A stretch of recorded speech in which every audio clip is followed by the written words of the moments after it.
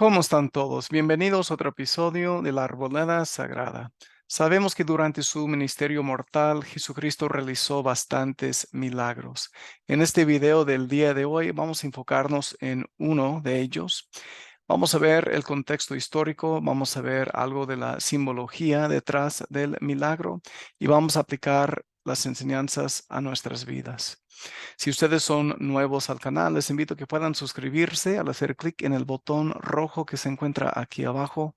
Después, por favor, hagan clic en la campanita y seleccionen la opción de recibir todas las notificaciones del canal. Les invito también que vean los otros videos en el canal. Los videos más largos, como este video, por ejemplo, tratan temas específicos o hacen un estudio de un tema doctrinal o tema histórico específico de la iglesia. Espero que puedan disfrutar de esos videos para poder aumentar más su conocimiento y disfrutar de sus propios estudios. Vamos entrando entonces al tema, hermanos, viendo este milagro que ahorita les contaré de qué se trata, para ver el simbología y la aplicación a nuestras vidas. Vamos entrando al tema. Jesucristo es un Dios de milagros. Él mismo ha declarado, porque aquí yo soy Dios y soy un Dios de milagros y manifestaré al mundo que soy el mismo ayer, hoy y para siempre. Y no obro entre los hijos de los hombres, sino de conformidad con su fe. Como les mencioné, les voy a compartir otro milagro de Jesucristo, explicarlo, compartir y también compartir algunos símbolos de este milagro y luego aplicarlo a nuestras vidas. En este video hoy vamos a tratar el milagro que se encuentra en Mateo capítulo 21, los versículos 18 al 29, o también pueden leerlo en Marcos capítulo 11, los versículos 12 al 21. Ahí es donde Jesús, mientras iba hacia el templo, maldice una higuera que no tenía higos. Veamos el contexto histórico para comenzar. Jesús y los apóstoles, sus apóstoles, viajaban de Betania a Jerusalén, hacia el templo, cuando se encontraron con una higuera. Este milagro, de hecho, es diferente de los demás en que es el único milagro de Jesús, que es un milagro de juicio en lugar de un milagro de misericordia. Hemos visto un par de sanaciones, haré otros videos sobre los otros milagros, pero este milagro es un milagro de juicio en lugar de un milagro de misericordia. El milagro se asocia con la narración de la limpieza del templo. Ese es el contexto. Mateo pone la purificación del templo antes de la maldición del árbol y Marcos, de hecho, la pone después. En el relato de Mateo, el árbol se seca al momento de la maldición. En el de Marcos, al día siguiente, cuando Jesús y sus discípulos, sus apóstoles, mejor dicho, pasan de nuevo junto al árbol. Los apóstoles notan que se ha secado y muerto por completo el árbol. Ahora, debemos notar un punto interesante que aprendemos de Marcos. Él dice, y viendo a lo lejos una higuera que tenía hojas, se acercó para ver si hallaba en ella algo. Y cuando llegó a ella, nada halló sino hojas, pues no era tiempo de higos. Así dice el versículo 13 de Marcos 11. Es importante saber que el árbol tenía hojas, pero que aún no era tiempo de higos. Quizás ustedes se preguntan, si no era tiempo de higos, ¿por qué maldijo el árbol?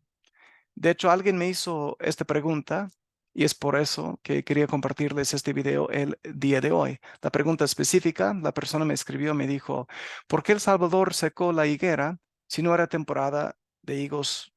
Entonces, lógicamente, no iba a encontrar y se enojó por no encontrar higos, pero pues estaba bien porque no era temporada. Una excelente pregunta y vamos a dar la respuesta entonces. Contestemos, por lo tanto, esta pregunta junto con dar un análisis un poco más allá sobre este milagro. Comencemos entonces con la simbología detrás de este milagro, que nuevamente se encuentra en Mateo 21, 18 al 21 y Marcos 11, 12 al 21. Primero, el fruto generalmente representa obras de justicia o de rectitud y santidad personal. El follaje puede representar señales externos de piedad. La piedad no está mal si acompaña o si la acompaña los frutos de verdad. Si no tiene frutos, entonces sí está mal. Vamos a ver un poquito más esto a lo largo del video. Un árbol sin fruto típicamente simboliza las antítesis del fruto y la productividad. El árbol, la higuera, se ve a menudo como un símbolo del pueblo, del convenio, o sea, de Israel, o de la religión judía de la época de Jesús. Así que hay que recordar eso también, que es lo que representa la higuera en sí. Ahora bien, la maldición y el hecho de marchitarse el árbol pueden entonces implicar que ese judaísmo se había vuelto infructuoso. Por lo tanto, se marchitará o se marchitaría y se desvanecería. Una observación adicional hace mi querido amigo, que descanse en paz, el hermano Joseph Fielding McConkie. Ustedes se acordarán de él si es que han visto la serie que hice sobre el cómo estudiar las escrituras, que consiste de 3 partes aquí en este canal. Si no han visto esa serie, en verdad se la recomiendo porque es muy, muy buena. Solo buscan el nombre así, el cómo estudiar las escrituras aquí en el canal y pueden ver el video. El hermano McConkie escribió lo siguiente. Todos los presentes sabían que las higueras dan su fruto antes que salgan sus hojas. Todos, de igual manera, estaban conscientes de que normalmente pasarían algunas semanas más antes de que las higueras dieran fruto. Sin embargo, la salida de las hojas en este árbol constituía un anuncio de que tenía frutos. Así, el árbol había atraído a Cristo. El símbolo era perfecto, un árbol que profesaba frutos y que no tenía ninguno, estando en las mismas sombras del templo, donde un sacerdocio corrupto profesaba rectitud y devoción al Dios de Israel, mientras conspiraban la muerte de su hijo. ¿Cómo podría Cristo haber tipificado mejor el susurro de las hojas de las pretensiones religiosas que se refugiaron dentro de los muros del templo? Y tal hipocresía, sea individual o nacional, no merece el desdén y la maldición de esa misma autoridad de la que se burla. El escenario estaba preparado, la lección era muy oportuna y en el falso pretexto de la higuera se encontraba el simbolismo perfecto. El momento ahora pertenecía al maestro de maestros, quien lo usó para dramatizar su poder sobre la naturaleza y dar evidencia una vez más a su declaración de ser el Mesías, mientras hizo de la higuera un símbolo profético de lo que les sucede a aquellos que profesan su autoridad y no dan buenos frutos. De los tales ha dicho que los maldecirá con las más graves de todas las maldiciones. Así dice Doctrina y Convenios 41:1.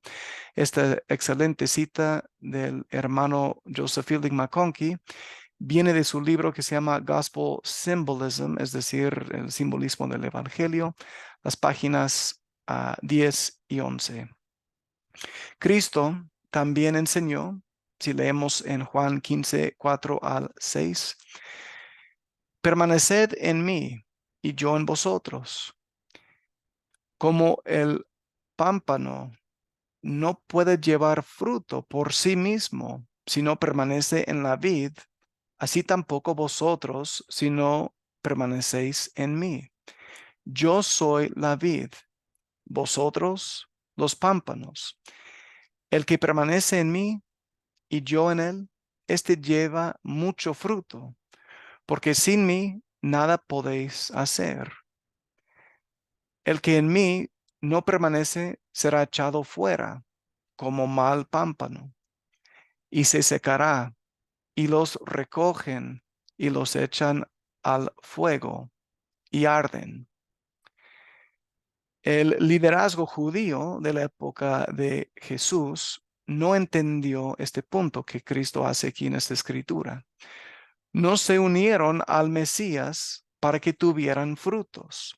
Por lo tanto, fueron infructuosos. El marchitarse representa el juicio, la pérdida de bendiciones y al final la muerte.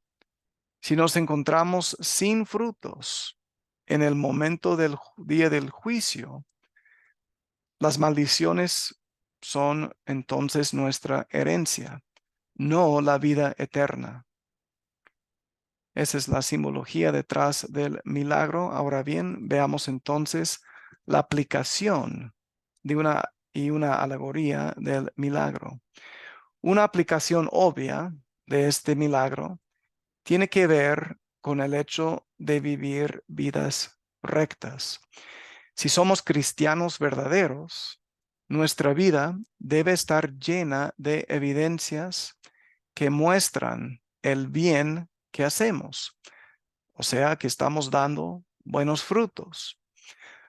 La maldición de la higuera tiene un mensaje para la cristiandad de hoy, tanto hoy como en los días de Cristo. Existen muchos hipócritas hoy en día que solo profesan seguir a Cristo, pero no dan frutos, tal como fue el caso con el Israel del pasado. El Señor no les encuentra frutos, o en aquel día pues no les encontraba frutos.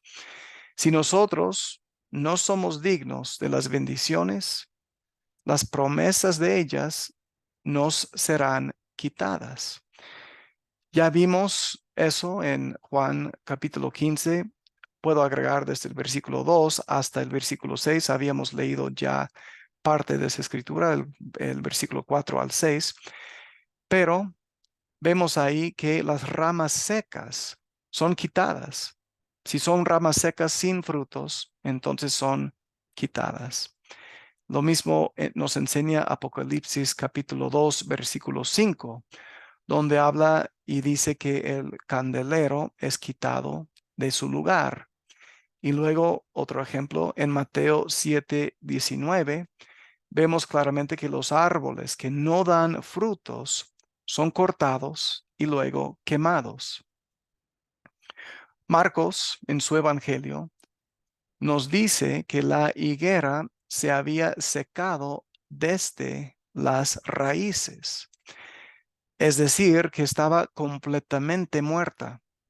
Esto nos recuerda las palabras de Malaquías, el profeta Malaquías, el último profeta del Antiguo Testamento, capítulo 4, versículo 1, que dice: porque aquí viene el día ardiente como un horno, y todos los soberbios y todos los que hacen maldad serán estopa.